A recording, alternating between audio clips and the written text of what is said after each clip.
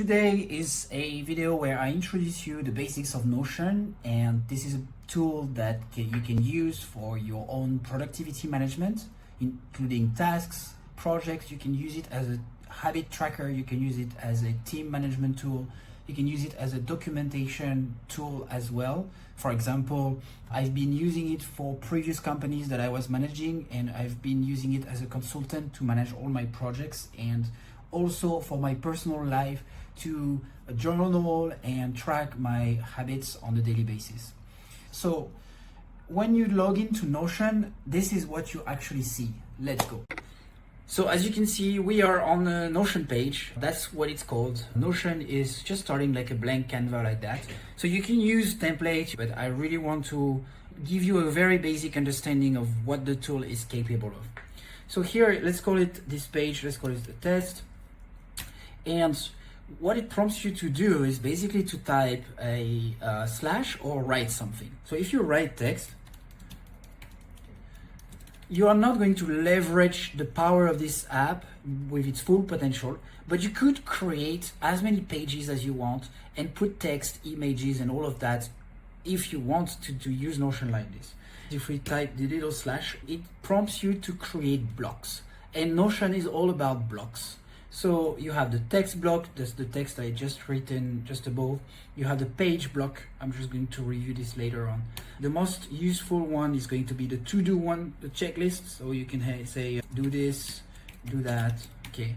And the good thing is you can check the boxes like that, so something not so different than any other tool that works like this. And then you have headings, so I'm just gonna go over the heading one. Big title. And it's a markdown language. So if you don't know markdown, for example, the hashtags are used for headings. So heading 2 will be 2 hashtags and a space. And then you have a heading 2 title, okay? And the good thing with Notion, obviously, is that you can select the block and format it the way you want. So for example, this block, I want it pink, and this one, I want it with a pink background. So here we go. We have our design a bit like that. Now, something very interesting. So obviously here you can add text, it's blocks, so you can organize the blocks the way you want, okay?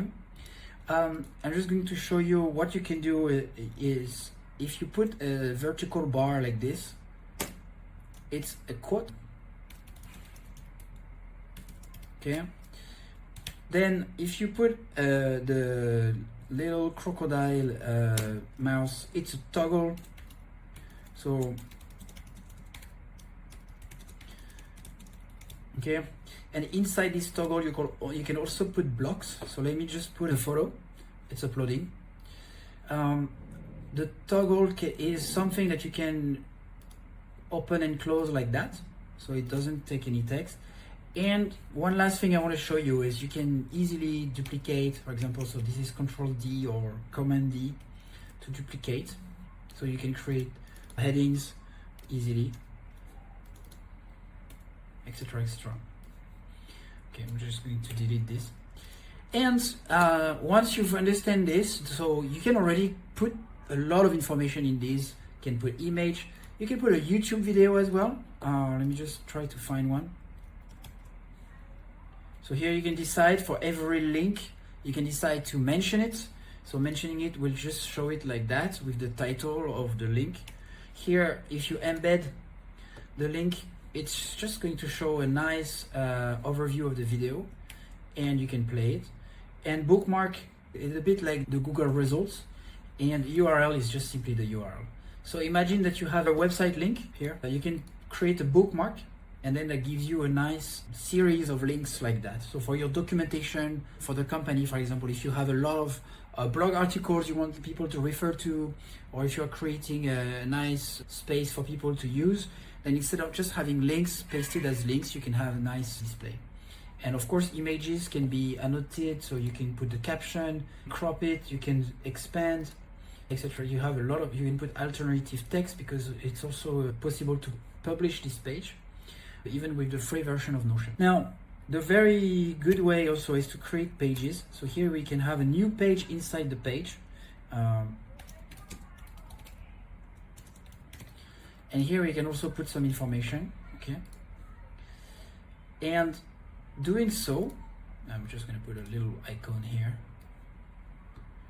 Doing so can actually help you to organize your documentation. So for example, if you are creating a documentation for your company and documenting all the training manuals for all the teams and the different tasks and responsibilities that people will have, then you can create the pages like that, give access to certain pages to some people only, and keep a bird eye view of all the documentation in the same page like that. Now, the best way to leverage this is to create a database. So let's go.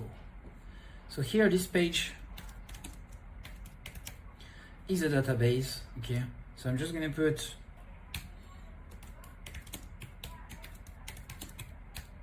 okay.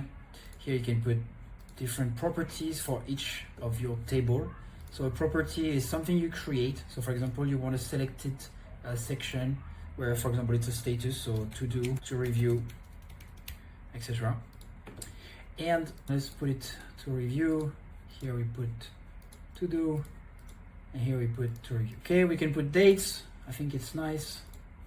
Okay, so let's put for next week, this one next week, and this one 25th. Okay, and so the good thing of a table is that when you go inside here, so let's put like that, you have the table, and here you have your rows on each table.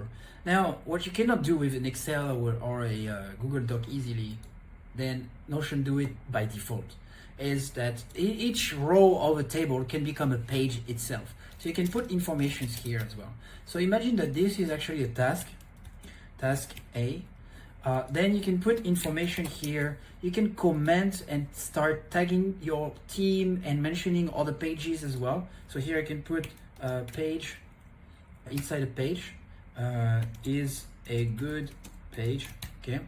And so here it comments, and then it's a hyperlink. It goes directly to that page. So if I start to say, okay, now I wanted this to be linked table 2, okay? So here I'm linking table 2. Here you can see the backlinks of the page of like where this page is mentioned. It's mentioned task 1. Oh yeah, okay. So everything connects together. And then having this like that allows you to create many views of your task. So let's put it on the calendar. Here you go, you have your calendar. If you want to show on your calendar the status and the publication dates, then here you go, you can move the dates all together like this, and on the table it has already changed the dates. So it's a very, very powerful tool to organize yourself, and that's really useful for me.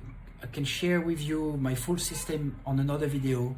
I've organized my life on Notion. I've organized my projects on Notion. Previously, I used to organize teams in Notion, and I'm doing it for customers at the moment. We use it for many different aspects, and I hope this video was helpful for you. You might have heard of Notion, and this tool requires a bit of efforts if you onboard on it. I'm not gonna lie. It's not the conventional tool like a Google Doc or an Excel sheet. So either you get help from consultants or people like me who would genuinely like to help you onboarding on those tools because it has changed their lives and it can change yours. What I put in the description of this video will be a Markdown language cheat sheet, because if you learn Markdown, it's super easy to learn. You can save a lot of time in tools like Notion. Not only Notion use Markdown, it's a pretty wide spread language. Actually, Google Docs started to use Markdown as well, or allow you to use Markdown in Google Docs. And I'm going to put also the common keywords shortcut that you can use with Notion. And if you want to onboard with Notion, I'm also going to put the link of my freelancing services, because I can definitely help you and your team to use this tool if you think that it is actually useful for you.